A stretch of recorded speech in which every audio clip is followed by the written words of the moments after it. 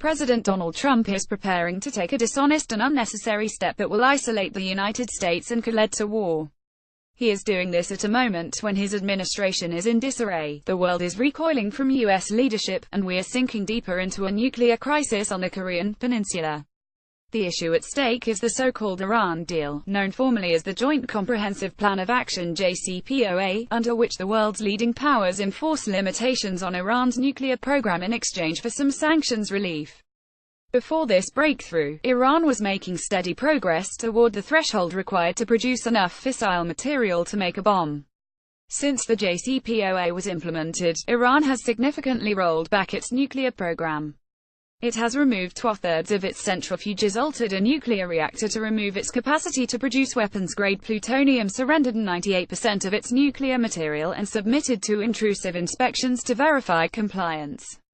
In return, the US and other signatories eased sanctions related to its nuclear program, giving Iran access to some of its own funds, which had previously been frozen.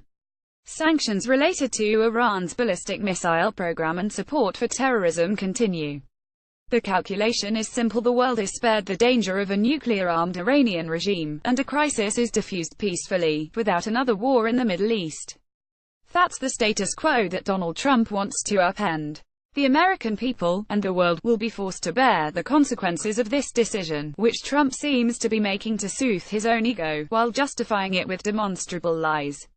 As a congressionally mandated deadline approaches, Trump has said he will refuse to certify that Iran is complying with the JCPOA. That is dishonest. Trump's own administration has certified that Iran is complying multiple times. As recently as August 31, the International Atomic Energy Agency (IAEA) also confirmed that Iran continues to comply. When asked whether Iran is complying, the chairman of the Joint Chiefs of Staff, General Joseph Dunford, replied Iran is adhering to its obligations. Asked in a recent hearing whether the JCPOA is in America's interest, Secretary of Defense James Mattis said, "Yes, Senator, I do." America's closest allies, the United Kingdom, Germany, France and the European Union, have similarly trumpeted the success of the JCPOA, and urged Trump to leave it in place. Confronted with the fact of Iranian compliance, Trump has pointed to other hostile things Iran is doing: conducting ballistic missile tests, supporting terrorism, to justify sabotaging the deal. This is not as brazenly dishonest, but it is deceptive, and inadvertently makes the strongest argument for keeping the nuclear deal in place. Those aspects of Iranian behavior are not covered under the terms of the JCPOA, so they don't constitute violations. It's an arms control agreement, limited in scope, like the ones we reached with the Soviet Union during the Cold War, which did not prohibit the Soviets from doing other things we opposed. Moreover, the character of the Iranian regime is the very thing that makes a diplomatic agreement necessary, to verifiably prevent a country with a ballistic missile program, terrorist proxies, and a history of violating the Nuclear Non-Proliferation Treaty (NPT) from obtaining a nuclear weapon. We make nuclear deals with countries like Iran, not Ireland, precisely because many of the bad things they do would grow more dangerous if they became a nuclear power. Despite his bluster about toughness, Trump's approach punts the issue to Congress. Trump could kill the deal unilaterally by reimposing sanctions through executive action. But as recently as September 14, Trump complied with the JCPOA by waiving certain sanctions, as required under its terms. Instead, to escape blame for plunging us into another nuclear crisis, he is planning to pass the buck. By law, Congress has 60 days following decertification to reimpose sanctions on Iran in streamlined fashion, an order of events that, among other things, will allow Trump to blame Congress for whatever happens next.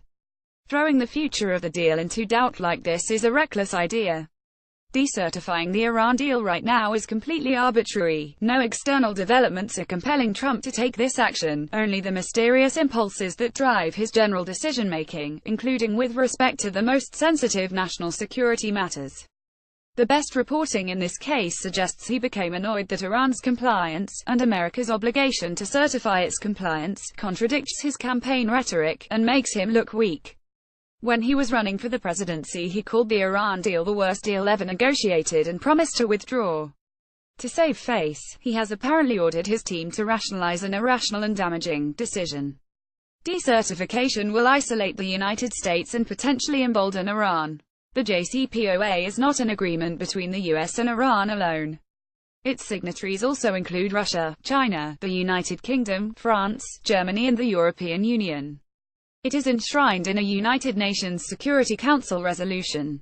None of the other parties to the deal believe that Iran is out of compliance. None of them want the United States to decertify the agreement. And, here's the rub, none of them will go along with the tougher approaches that Trump and his surrogates advocate. The inescapable truth is that Trump can't play domestic politics on this issue, or stoke hostilities with Iran, without risking a spiral of negative consequences. The Trump administration likes to talk tough about cracking down on Iranian behavior in the region. But without the support of other nations, that goal becomes much harder.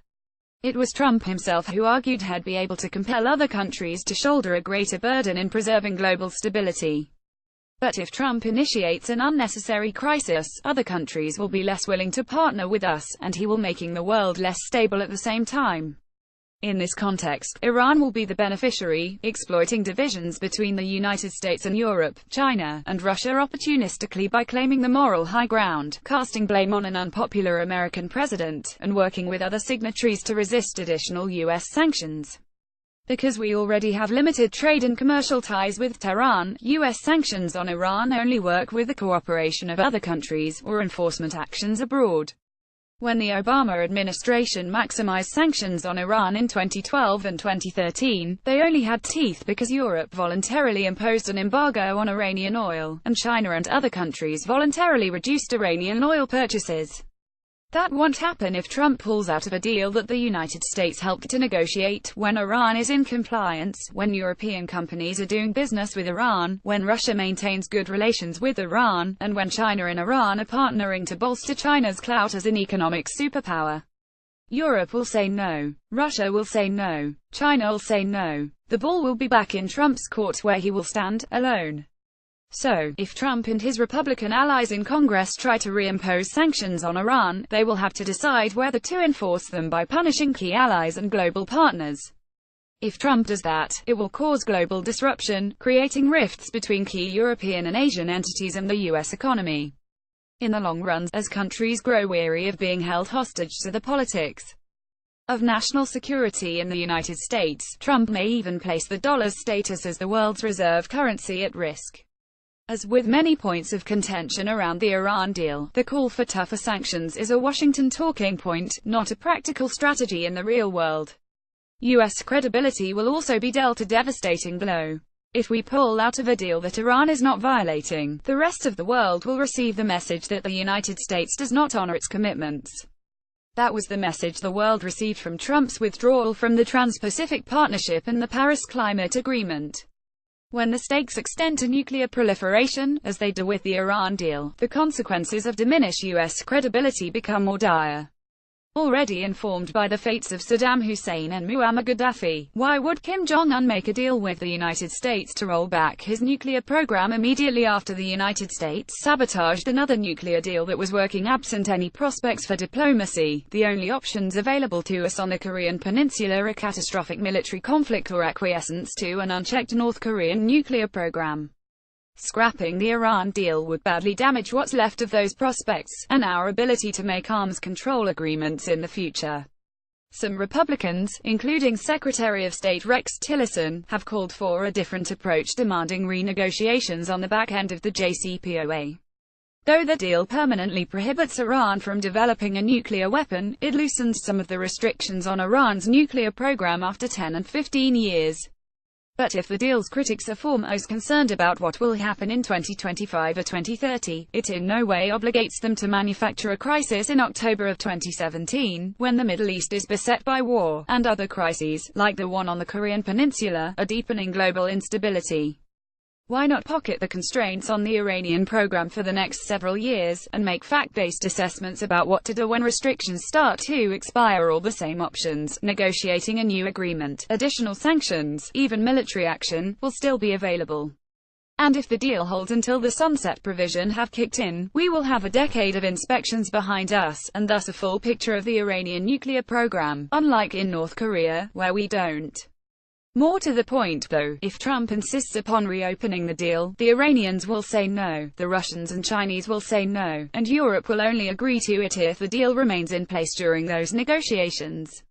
Trump is thus pointlessly leading us down a road with no clear destination. In the best case, it dead ends with mild embarrassment for Trump and passing damage to America's global image. Congress does nothing, and the deal survives, rendering Trump's action a pointless political stunt. In the messier scenario, Congress, or Trump, tries to reimpose sanctions, violating the agreement, and opening a rift between us and the other global powers.